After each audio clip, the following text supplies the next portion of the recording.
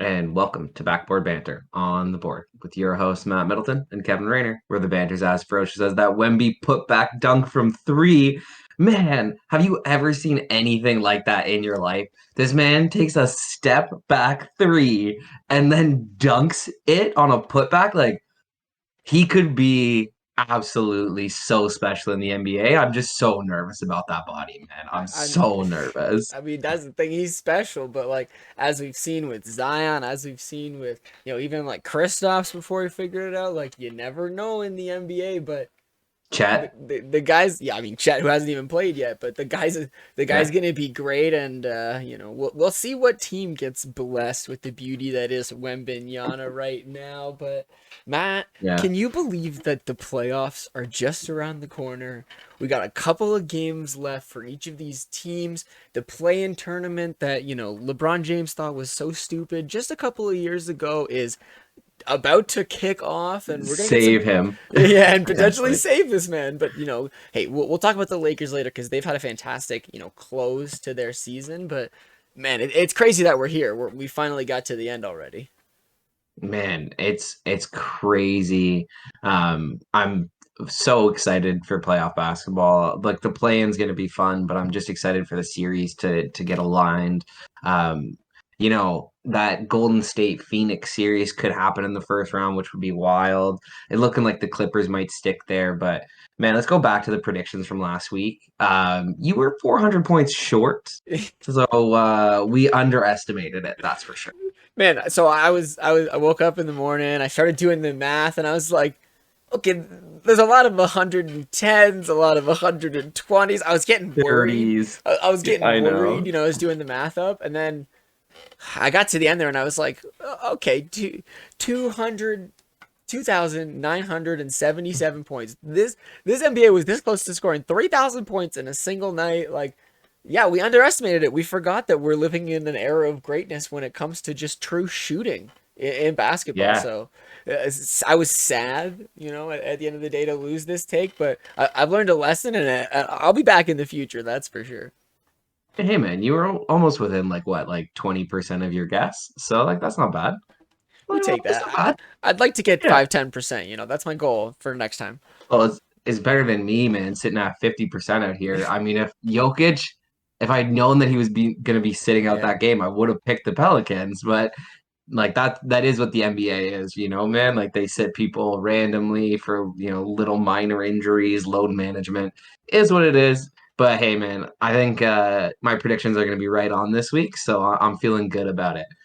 We're getting to the spicy time where the predictions like really matter because it's do or die season Yeah. here. And speaking of do or die, the Raptors this week didn't die, did a classic 2-2 Raptors week. Like, Matt, I'm sad at the end of the day, but you know what? We're here. We're not gone yet. So we got that going for us. Dude, it's just like so frustrating because we lose to Joel Embiid, and then obviously like getting the two back-to-back wins against the Hornets is nice, and it just doesn't really mean much, like except for the fact that for the first time in 118 days we were above 500, only to drop back down. Literally, I think it was the next night against Boston. Like, Classic oh, Raps. buddy, it's just so frustrating to be a Raptors fan this year, man. Like the absolute mediocrity of this team when like we know there's some really good potential there. We know that they should be above the medium teams in this league, but hey, just hasn't been their year, it seems. It's a weird week. Getting two 20-point blowouts against the Hornets is kind of hilarious when you think about the other side of that sandwich and losing to the 76ers. And then like I don't really want to talk about this Celtics game that happened on Wednesday because they didn't have Al Horford. They didn't have Tatum. They didn't have Smart. So we should win this game. Didn't happen. We should absolutely win that game, man. It was so frustrating to watch. It just didn't look like their shots just weren't falling, and it just didn't look like they were super super engaged. It just the offense wasn't great. Letting Boston's offense wasn't that great either, but like it was just that much better than ours, which is just like you mentioned inexcusable for a team that is playing without, three of arguably their best five players, right? And so how are we not getting better offense and how are we not shutting them down better? It is the microcosm of our season this year, man. I'm frustrated to be a Raptors fan because like you get those great games from Scotty or Yeah, like you got the Barton game where he finally decides to show up, but when it matters most, it just seems like our yeah. guys just don't have it, and it's kind of sad. Siakam played well in those games. I thought, man, I thought he played well against Boston. It was kind of OG missing the open threes for me that was like shocking because that's what he's good at. I mean, I'm pretty sure I also saw a 1 from 12 from 3 for Fred game. So, there was some fumbles left and right, but it feels like the whole team is collapsing as a whole, right? It feels like these years that we've had as a squad have built up to what was the quick championship and then the hopeful revive and revitalize years, and now it's gotten to a point where there's something cooking behind the scenes that fans don't know about, that only the front office and the players and the coaching staff know, because the rumors of Nurse potentially wanting to leave and the fact that they might bring in Ime. Now, to get the Ime thought off my chest real quickly, like, yes, fantastic coach, I get it, but as an organization, can you do what you did to Terrence Davis a couple of years ago and then hire a coach like Ime and say, it's fine, different situation. Like, there's something going on, right? Like, the organization is not in the place that it was just a couple of years ago in terms of cohesiveness, and that's what frustrates me mostly as a fan. Well, no, man, I think you've nailed that right on the top of the hammer. It's we're missing that collectiveness. Nick Nurse talking about leaving. It's been a good run for 10 years. Like, what is that? What? Yeah. Uh, the fact that like Jeff Dowtin Jr. has been a valuable piece of our rotation and actually earned his minutes over a guy like Malachi Flynn, over Delano Banton, and yet we're not going to convert his two-way for the playoffs or the play-in, like whatever it is. Like, why aren't we doing that? Like, and it just doesn't feel like we're all on the same page. We go in and spend money at the trade deadline to go get a guy like Jakob Pertl, but we can't insulate our guard roster with Jeff Dowtin Jr. Like, where's the trade-off here? And it just seems like they're making, decisions for just the sake of making them without any kind of real overarching plan. And that is definitely something that I would never have thought Masai would be like, personally. And I don't know if it's a disconnect of him because of maybe what Nurse is doing, whether it's him and Bobby aren't seeing eye to eye, which I would be surprised because the two of them have always seemed, Right. absolutely like Yeah. that. And Masai seems happy he's gotten the players that he's wanted, and so I'm not ready to say, hey, maybe Masai's thoughts aren't the right answer, because trust in Masai at this point, but like, I can't see us not going to a big change up, a big decision, right? Unless this team, goes into the play-in, destroys, goes into the first round, and somehow makes some noise, makes an upset, which I would be incredibly surprised. Like, it looks like this team come the end of this summer is going to be a different story. And I'm excited for the potential and the opportunity, what that means. Obviously, we're waiting for Scotty to be that guy, but there's a lot of questions on the line for the Raptors, but I don't want to get into it yet. You know what I mean? Like, we still do have 2 games, we still have a play-in Oh, to enjoy, right? yeah. Like, let's enjoy the ride that is the end of this season. Yeah, 100% I agree. And at the end of the day, like for a team that's 40-40 and fighting to stay at 500, and for most of the season was below 500, to have the 12th best offensive rating in the NBA and the Right? 11th best defensive rating in the NBA, like it Right goes to there. show you that like we can put it together. It just doesn't seem like we ever do. It seems like when our offense is clicking, our defense isn't. When our defense is clicking, our offense isn't. It's just that's the frustrating part. So like you're right. Hopefully these last two games, the play-in game against, it's probably going to be Chicago. Yeah. We're probably locked into that 9 seed at the moment. I think Chicago's a great, warm-up game for the playoffs. It's just that next game, especially if we're playing against Miami, that I'm going to be very nervous, man. Like So super, super nervous. so Like before we get to the play, my last thought is just like I remember a comment either last week or 2 weeks ago where you were basically saying we'll probably end up 40 and 42. You know, we'd love to end up 42 and 40 or get that 41 and 41. And I'm sitting here going, man, Celtic and Bucks to close the season, like 40 and 40 and 42 42. is the reasonable answer here, right? So let's hope we can break that. But yeah, when you look at this playing tournament, right, when it comes to this Eastern side, like the Bulls are locked in. And when I think Yeah. about us pretty much being there, unless Atlanta loses out and we win out, because that's the scenario at this point, I'm pretty sure. Yeah. We're gonna play the First Bulls, one and because they have the tiebreaker. yeah, the Bulls are the ultimate like pendulum for that 9-10 game because on the one hand, like DeMar could put up 50 against us because we're the Raptors. On the other hand, DeMar could put up 15 and shoot 40 shots because we're the Raptors and it's the play-in, right? Like we don't Yeah. really know what game we're going to expect, but on paper, which is something that we haven't really enjoyed utilizing this season, we match up pretty good against the Bulls, and it should be a nice warm up game for us as the 9 seed at home to win that game. Yeah, and to go on the road and hopefully take out an Atlanta. I know Brooklyn still has a chance to fall into the play, and so they might be in there. Mm-hmm. Um, Miami, I'm really hoping that it's either Atlanta or Brooklyn Yeah, because Jimmy Butler in a do or die game is just not somebody that I want to see as a Raptors fan. yeah, Whereas, like, again, you talk about DeMar DeRozan, there's Zach LaVine, Nikola Vucevic. We've got the players that'll step up and beat those guys. OG, Siakam, Scotty, like easy wing defenders for the Levine and DeRozan. And then you got Jakob Pertl for Vucevic. Now we got Gary Trent Jr. and Fred VanVleet just running around hitting threes, hopefully, and we're feeling good about ourselves, right? yeah, So yeah, like that's the hope. And then they feel good. The offensive rhythm is going. yeah. Every game is important. Every game is a do or die game. And I feel like that has also been something of our team this year is that we have lacked focus throughout the entirety of the season.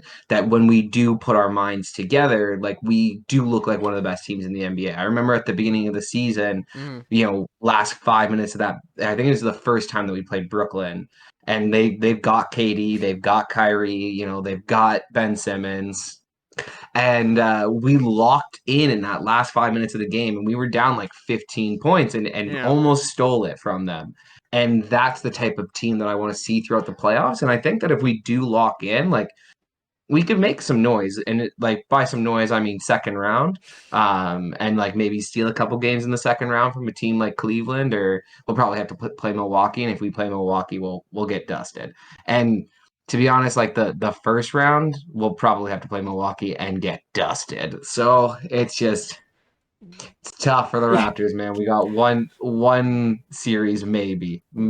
the big thing for me is that I pull out of that is your idea of focus, right? Is the idea that the boys don't have focus. Originally when I saw this like Scotty fourth quarter god tier guy mode conversation starting, I was like, yeah, Scotty, you close out those games, you put in work, that's what we want to see. And then I was just like, Yeah. is he just not caring until it's the fourth quarter? And this is where the double-edged sword comes in, right? Because on the one hand, the playoffs come in, he has to care, he has to go hard. It's year 2 of Scotty, right? Like he didn't get to Mhm. show what he wanted to show last year. Like there's the revenge potential, right? Like that's my hope. But then there's the other side of it where he's like, maybe he has a bad attitude. Maybe the attitudes are all over. Like, I don't like that I have worries across the board for this team.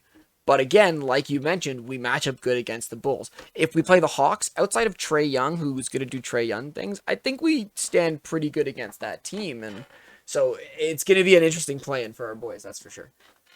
No, absolutely. And I think that like the attitude problem that you're probably sensing from Scotty Barnes is more to do with the fact that typically when you show what he showed in his rookie season, Yeah. you start to have the franchise kind of move your way. And all of the fans, all of the Toronto media, everybody talks about how Scotty is our franchise player, how he's going to be the next one to lead us to a championship. He's going to be our next Kawhi Leonard, and we still have Pascal Siakam. and Fred VanVleet, and these guys have championship experience, and they are older, and they're the vets, and they're I think like we've talked about it throughout the entirety of the season. That's just been a constant force of butting heads, and that's Yeah. why we can't get it, to be a cohesive unit. And it is what it is, but at the end of the day, like Fred has value, Siakam has value. So if we want to go and turn our franchise over to Scotty, who is really good friends with OG, it seems like. So Yeah. that's a great pairing there in terms of wings. And then we got Gary Trent Jr. and maybe some, younger guards start to populate in there with the assets that we get back from Siakam and Freddie. And I think Jakob's a great veteran center for the group, and Koloko can come up. And I think that's how we have to build our roster this offseason. But Yeah. I mean, I'm getting way too far ahead of myself talking about the summer, man. Okay, so when it talks about the Eastern play in here, right? Like these teams, like we talk about obviously what can happen with Chicago. Atlanta, I don't think there's much of a conversation there. Like they could make noise. Trey can do what Trey does. They could make their way in. I think the more interesting part of the play and the last part to talk about is that whole Brooklyn Miami situation, right? The fact that they Yeah. are only separated by one game technically, and so anything can happen. But Brooklyn, like, I feel like this was what, a month ago, a month and a half ago, where Matt was like, Brooklyn has maybe done enough, but at the same time, like, they're not going to be expected to stay up there. So seeing them be this close, like, it wouldn't shock me to see Jimmy put the guns on a little bit early, right? Yeah, maybe, man, but like Mikal Bridges has been a revelation for the Yeah. Brooklyn Nets. I mean, if you were to tell me at the trade deadline that Mikal Bridges would end up with more 40-point games than Kevin Durant and Kyrie Irving in a Brooklyn Nets uniform this year, like that's pretty wild to me, right? Yeah. This man has been on fire, keeping this team afloat. I also think it's really funny that Miami's the division winner and they're in the play-in, like, and we're the last team in our division in the play. Like, it's just a wild, wild NBA, man.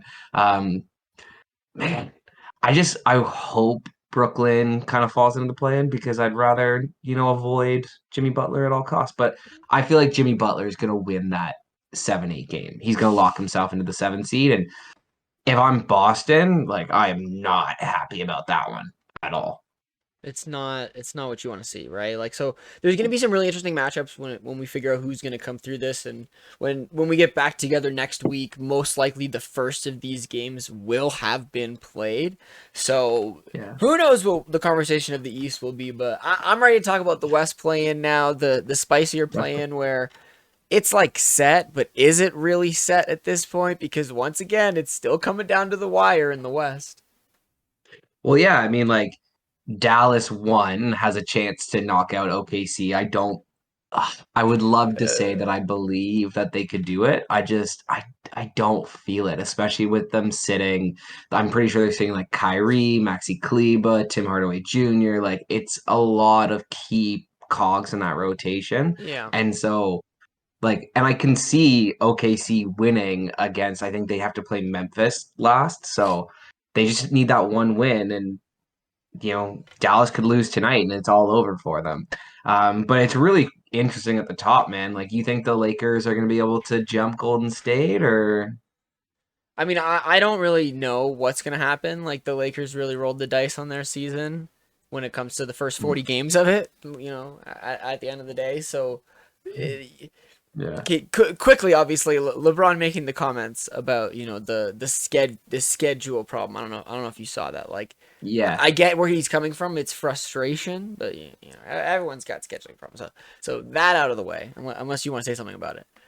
Well, I would just say that, like, they didn't get to take advantage of their scheduling, like scheduled wins theoretically, Hmm. and they ended up being losses because they didn't properly construct their team at the beginning of the year. Their time to shine was at the beginning of the year, and they didn't take advantage, like you said, the 40 games. And now, I mean, you got to take your medicine, right? Like it happens.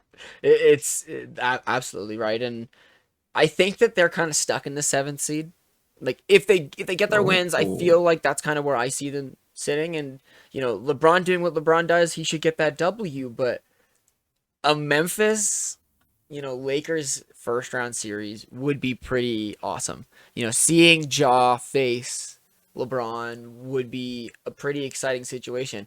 And it would also be interesting to see what Memphis could do at the end of the day against that team, right? Are they actually this rising team who can shut down any opponent?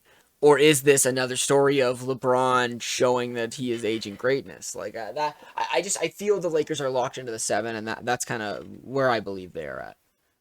But like, wouldn't that like Golden State 7 versus Memphis 2? Memphis beats them, and like, they Oh yeah, said that we're not their rivals. We got them. Like, that's such a fun storyline too. Like, and at the end of the day, the thing that Golden State has to overcome is they are one of the worst road teams in the NBA. Their final yeah, two games are on the road. Yes, one of them is against Portland, who has shut down Damian Lillard and Jeremy Grant. But the other one is against Sacramento. And yes, Sacramento's locked into that 3 seed, but I'm sure that they want to, make a statement to the league that they're ready to compete and they're ready to beat a team like Golden State. yeah. So Well, if Golden State loses, I'm pretty sure it's tonight. Yeah, it is tonight. And the Lakers win out, the Lakers get that 6 seed, right? Like, because they've got the tiebreaker. And that's the interesting thing for me. I feel like if I'm Golden State too, I'd rather not try to win out because you could end up playing the Phoenix Suns in the first round, like we mentioned earlier. And Kevin Durant, he's gonna come in there and he's gonna end them. I just have a there's feeling about it, man. there's It's for his legacy, no right? yeah, there's no good answer for Golden State, right? Like I look at them and I see them winning. I do actually see them winning out and maybe potentially Okay. taking it all the way to the 5 seed because one, I think that the worst case scenario, I think that playing Phoenix is actually better than for them to play Sacramento. I don't think Golden State wants to go into that crowd in Sacramento because I don't think they win a single game. They're the worst road team in the entire things we've ever seen, and that arena, if you go down 10, you're down 15. I don't care if it's Steph Curry and them. Like I would be terrified to play in Sacramento. But like the thing is Sacramento is such a finesse team like them that there wouldn't be like this major battle. Whereas, with Phoenix and DeAndre Ayton and with Kevin Durant and Devin Booker and CP3, it could get a little bit more of a battle. And like with Sacramento, you're so close that the Bay Area fans are gonna populate that arena. They're getting tickets. They're gonna be at that stadium. So especially like Golden State Warriors fans in the playoffs, they're gonna travel. And so, is it going to be that big of a home court advantage for Sacramento if they play Golden State? I think if Golden State were to pick one team, and I think Draymond talked about it, I think they want Sacramento because they know Kevin Durant's coming in here to end our season and to show everyone that, like, no, he was the best player on those teams and that he did deserve those championships and finals MVPs. Like, The, I would not want to play that man. I know what you mean, right? This is the beauty of the West. I can confirm that the Kings have already started selling tickets for their first two home games. So I don't know if Golden State fans are ready to start buying tickets in the Sacramento arena. Because this is the story, right? Like if they lose out, they could fall into the play-in, and then you're playing Memphis. You're potentially playing Denver, right? Like there's so much volatility to the West right now that anything can happen. But Sure. I don't know, man. I'm still a believer of winning your games to keep that momentum going. And if you're the defending champs, the higher seed gets you the higher potential. I don't know. It's going to be crazy in the West. That's the beauty of it. Well, yeah, because I feel like most people have Golden State, Phoenix, and LA as the top teams coming out of the Western Conference, and Hmm. you could say both LA teams, a little less so with the Clippers now with the Paul George injury, but like I don't know. There's something about me that feels like it's gonna be a Denver type of season. There's something that's like we're all focusing so far down the table on these Yeah. teams that have had such poor seasons, but have been able to somehow, cobble it together to get here.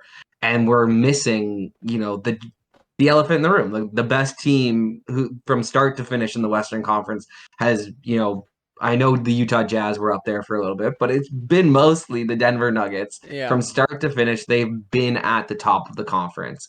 And so I just don't see, especially with that win the other night without Jokic, how Jamal Murray played well, how MPJ played well. Like, that's some confidence, and maybe they can win those minutes without Jokic, and that would be huge for them, and they might end up going all the way. Like I that's the thing. But they, like you said, they could get knocked out in round one because they have to play LeBron James and Anthony Davis are just too much. Um, It's nuts. I'm not ready to believe in the Nuggets only because I'm not ready to be hurt again. Matt knows that I'm a Nuggets fan and that like Yeah. the few years after the bubble have hurt me because I was like, they're gonna do it. I believe in this team, and then an injury here, an injury there, and so Oh, I'm gonna stay away from the Nuggets for a little bit. Let them get through the first round, figure out their business, and go from there. But you know, and when it comes to this West play-in, right? Like, is there anything else that touches your mind when it comes to these bottom few teams here? Like, do you want to talk about how the Pelicans could potentially make it through? If they win their games and can somehow win the play-in without Zion and then get into the playoffs, like they're a good team. They are. That's the West. man, don't let me talk about the Pelicans, bro. Like, I want to talk about how good they are because I think that, like, Brandon Ingram's been one of the best players in the Western Conference all month, and Oh he's yeah. been phenomenal. And CJ McCollum is good, and Jonas Valanciunas is good, and they've got depth, and they've got a potential superstar just stashed away in Zion Williamson. Like, it is crazy to me that they're in this situation, especially after being, a top three seed for most of the season with Zion. And now he could come back for the playoffs. That could be very scary if I'm, you know, Denver, if I am Memphis. Like, I do not want to see Zion Williamson.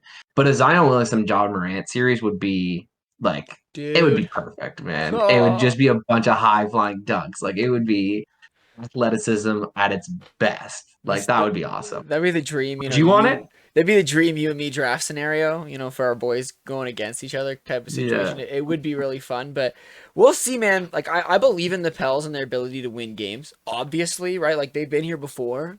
And so I think Brandon Ingram wants more playoff basketball, and if they can do it, and if Zion can get healthy, like I'm not gonna say they can win a series in the first round, but like this team will win a game.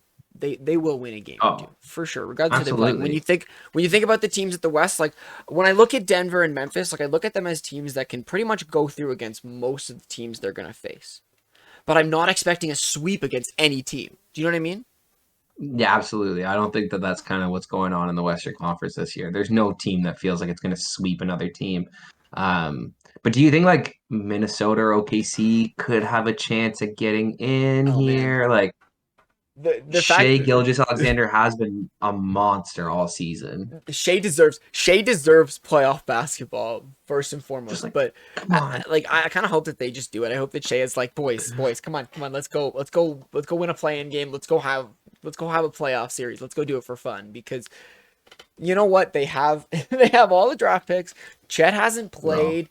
If they get a little bit of playoff confidence in them, while Chet's sitting at home going, I want to be a part of this. Like, and then they get a little bit of lottery luck. Like, this is the scariest team that could potentially exist in the league. So, like, I want them to win. I want it to happen, but I don't know. And for Minnesota, man, like, they need it for the draft picks that they gave away. That's all I'm gonna say.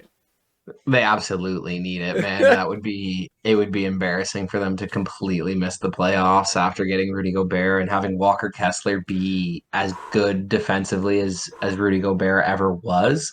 And so it's kind of nuts for them. I'm not thinking Minnesota can do it. I'm really thinking that it's between OKC and New Orleans for that last playoff spot. I really think that Golden State's fallen into that play in though, and Lakers are jumping them in. I've already predicted it. And it's just how I feel. I think that Golden State's going to lose tonight against Sacramento, and LA's going to win out. Um, I didn't like that they played LeBron and Anthony Davis in the back to back, especially because they had such a poor start to the game. It's like, what's the point of having them out there if LeBron's going to put up 3 points? And it's probably the worst half of his career potentially. But Then he puts up what man, 30 in the next half. Like, LeBron, like, he came into this game being like, "All right, boys, come on. He's sick, Let me bro. let me relax for a little bit. Please do something, and then I'll take the second half." And then he went to the locker room and he was like, "Guys, really? I said I had the second half. I didn't say I needed to do this much in the second half." Like, man, like Uh, the end of LeBron's career is such a great roller coaster ride. It's like a bad TV drama that you have to keep watching because like that there's potential for greatness, but there's so much junk happening at the same time that you just have to live in it. It's okay, wild. if this man makes the playoffs and goes on like a deep run into the playoffs, and I'm just saying like even if they get to like the conference finals here, Dude, his GOAT argument is so much more augmented because like Michael Jordan on the Wizards was below 500, didn't make the playoffs. Like there's just so many levels in terms of longevity of greatness, and if you argue peak, then you got to go with Shaq. Sorry, Shaq I'm saying it baby. now. Shaq at peak, LeBron greatness, I mean, I can't. longevity, We'll get to greatness in the summer like we absolutely always do, but the West, man, I still can't believe that it's going to come down to these last few games. Like there's going to be people yeah. waiting for the final games to take place, but I worry for the Clippers a little bit, obviously with the Paul George injury. Like I see them losing games, which worries me. And then if they do fall into the play-in, can they get out of it? Like they really need to lock it up for them, and that also like this is obviously assuming the Lakers win out and then the Clippers lose out. Like and Golden State wins too. right, like this is the beauty of where it comes down to. So there's still a lot of potential that could happen, but I don't want to say it's set, but I feel like it's pretty much set. Yeah, man. And if I'm Kawhi Leonard, I'm not enjoying the idea of going up against Kevin Durant and Devin Booker without Paul George. Like that is just a frustrating one. Norm Powell looked great the other night, Yes, but he did. we love Norm Powell. We're Raptors guys. He's a Raptor. We know what his ceiling is, and it's Yeah. not playoff changer, series changer. It just isn't, unfortunately. Or else we Right. would have kept. Yeah, if only. Okay, so let's talk about the top of the West now, and then we'll flip back to the top of the East because we haven't talked about them now. So can I talk about Sacramento really quickly? Yeah, go The for it. beauty Yeah, of go for it. Sacramento, the Pacific Division champions, the first time since 2002, 2003. Matt, Chris Webber, baby. what were you doing in 2002, 2003? Do you know? I was 7. So Exactly. in That the second grade. this is what I was like. I would have been 9. So if I was lucky, I was not doing math homework at that point in time. So this is the ridiculousness of what it means for the Sacramento Kings to not only be in the playoffs, but to also to be the champions of their division. And this is why it hurts me, Matt, that the conversation is everybody wants the Kings. Everybody wants to play the Kings. So, like, okay, Matt, of the teams that potentially might face the Kings, who do you think the actual Kings would want to play? If I'm the Kings, I want to play Golden State. Because personally, I think that we have a similar style of play. I think that my big man in Domantas Sabonis is better than their big man in Kevin Looney.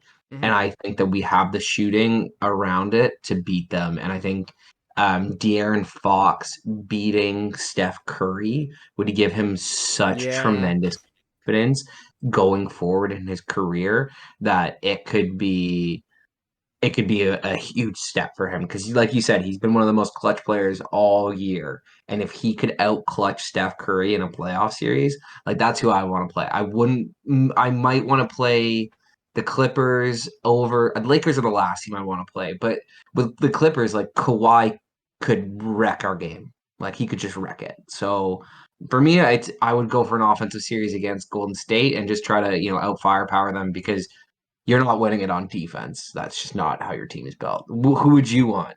Well, this is the crazy scenario because like I came in here thinking, yeah, I want Golden State. I want the defending champions who Champions. may or may not have an Andrew Wiggins playing where he is at his best level because of what I mentioned earlier on this pod, which is the idea of, looking at that Golden State record and thinking, man, they can't come in here because, man, the Sacramento Arena, I don't care. There will be at least 3 games played in Sacramento in these playoffs, no matter who they play against. Because I do not see a team coming into those first 2 games against Sacramento and winning both.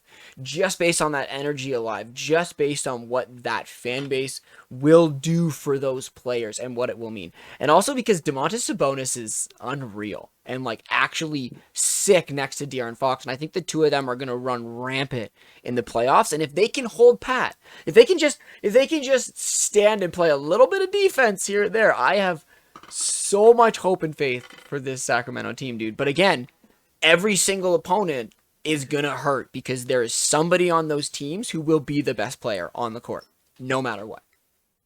Yeah, I feel like unfortunately for Sac, they don't have the best player in any of the series that they're going to play, right? Like They never will. Clippers, Golden State, LA.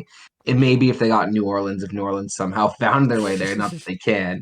But yeah, man, like, and they've just got to hope that they've got 2, 3, 4, and 5, and I don't see it with the Lakers. Again, Golden State maybe, but I would still take Golden State over Sacramento, man. I'm so sorry for you and your little prediction because they're not winning. They might even get swept. Don't worry about it. Don't worry about it. Don't think. Okay, so let's talk about Memphis. Let's talk about Denver. Obviously, we talked about Denver a little bit. You know, you got your thoughts out of the way. So this Memphis squad, like, can they do it, Matt? Can they get to a conference final? Like, do you believe that they have enough, regardless of who they'll be facing? There it is. I can't answer that question, man, Right? without talking about who they're gonna play. Because do I pick them over LA? The A Lakers might healthy, have their a number. healthy Lakers. And I don't know. Yeah. I mean, it'll be a great series. I think that Memphis has the team to compete with anybody. And Memphis could, like you said, maybe be, regardless of who they play, a Western Conference finalist. I just think that um, there was a lot of turmoil this year. The John Morant stuff, the team is great though. So it's a tough one, man. I'm not This is, prepared to answer that. I but think this I is think yes. I think yes.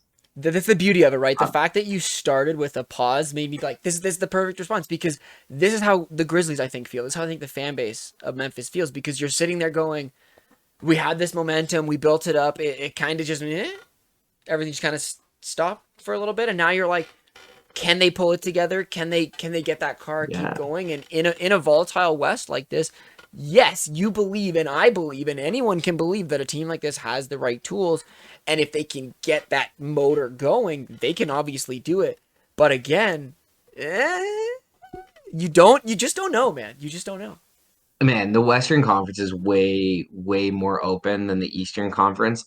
But the thing about the Eastern Conference for me, we're just gonna skip over because I think we've nailed that Memphis has the chance. Yeah. I think that like Boston is the scariest team because they match up so well against Milwaukee. I mean, 2 40-point wins this season. The only thing that Milwaukee really has is that they have Giannis, right? And like it's just scary. I think that it's going to come down to a Boston Milwaukee Eastern Conference Finals, which is like something that I think we'd all be like loving to watch. I just don't know if Cleveland or Philadelphia can spoil the party. I can't see it for either of those teams. Cleveland's a little too young, and 76ers have James Harden. He So melts down. so I'll start with Cleveland because they're really quick and easy to get out of the way. I agree with you. I think they're too young. I think that they haven't had enough time to mesh together, but the spark of Donovan Mitchell in the playoffs is something special. Bro. And let's not forget that they have a young player by the name of Evan Mobley, who is probably third in Defensive Player of the Year voting, or should be right now, who is going to be seen on the international stage once again in a playoff series. Like, I don't expect the Cavs to make it out of the East, but I would love to see them have a dominant opening first round and then, take one of these Philadelphia. Take I don't know who they would be matching up with. So if they're the They 4 seed, play right? Milwaukee. They Okay, play so Milwaukee. so then there you go. And let's That's say the all more, four at the top come through. yeah, Like right. they're gonna like it's gonna be hard for them. Though And they but do if, have the players to stop Giannis. that's it, right? If they could show up and take them to 6 games, even get them to that seventh game, it would be awesome for the careers of those players, and it would be a great Huge. successful season.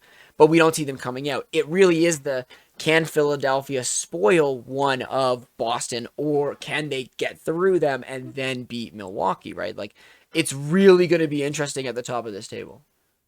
Yeah, and I think also that's something that Milwaukee has going for it is that their second round matchup, whether it be Cleveland or, a lower seed, is going to be slightly easier than if Boston has to play Philadelphia. Yeah. Like that is going to be a slugfest, and then it's going to go into another slugfest if Milwaukee and Boston or Milwaukee and Philadelphia find each other. So I think that all important first seed was important to them. And it's interesting, man, because I think that they're going to get to 60 wins. If you want to go into predictions here, I think that Milwaukee gets to 60 wins. Unfortunately, they beat us, and they win tonight. And it just is the way that it is, unfortunately. It's the expectation. It's how paper expects it. But yeah, man, like when it comes to 76ers, I know that they'll have a lot, and they're gonna have an exciting second round series. Like unless they get upset, and then that's just the hilarity of the 76ers, and I don't want to get into that because we might end up playing them at some point if we get really really lucky. But You're really lucky. we're not going to get into that. The fact of the matter is Boston and the Bucks have stepped themselves up and proved that they are the cream of the crop when it comes to the Eastern Division. And you're right, the Bucks are very happy that they have that top seed because not only does it give them more room, but also it gives Chris Middleton more time to figure out his game. Right, like he's still coming back off of injury, and as we've talked about in the past, like Giannis is Giannis, but without Chris Middleton, they don't get to win, and we've seen it in the past. So I'm excited to see this East. I'm excited to see what will happen when it comes down to it. But yeah, man, Mhm. I'm all talked out. We can move into prediction time if you're in the mood. All right, man. Well, I already gave that 60 win for Milwaukee, but I'll double down with another one. I'm going against your Sacramento team, man. I think the Lakers make that 6 seed, and I think that they take them out, unfortunately for you. But I think you're coming at me with something. It's okay. You just gave me a couple more logs. Let me toss them over there for the fire that we're building later in Sacramento. So I mean, I mentioned it earlier. This Paul George injury I think is a big deal. I'm looking at the Clippers being like, yeah, we could fall to the 6th seed. We could play Sacramento. Kawhi can take care of Sacramento. So I'm actually seeing Golden State winning their games and bumping up to the 5th seed because I don't think they want to play Sacramento. And I'm sorry, if you have the opportunity to get out of the play-in, you do it. Even if it means having to play Phoenix and Kevin Durant, I think that the storyline is there. And as the defending champions, you have to face anybody, right? You have to beat every Yeah. team to get through. So you know what? Let's beat Phoenix in the first round, get them out of the way, and we can deal with the easier teams after that when they're healthy and going. I don't know, man. We'll see what happens. I don't know, man. I would take Phoenix, but hey, man, I've been wrong and I'll be wrong again. So, anyways, you're good to wrap us up, I think. Yeah, we'll get into our predictions next week in the finals. We'll see if Matt can step up when it comes to fantasy. But yes, thanks everybody for being here. Follow us on Twitter and Facebook at The Board Sports. Like, subscribe, give us that thumbs up. Check out theboardsports.net for new episodes and blog posts. Getting smoked in fantasy and you giving me jobs like that. Hey Talk yo! next time.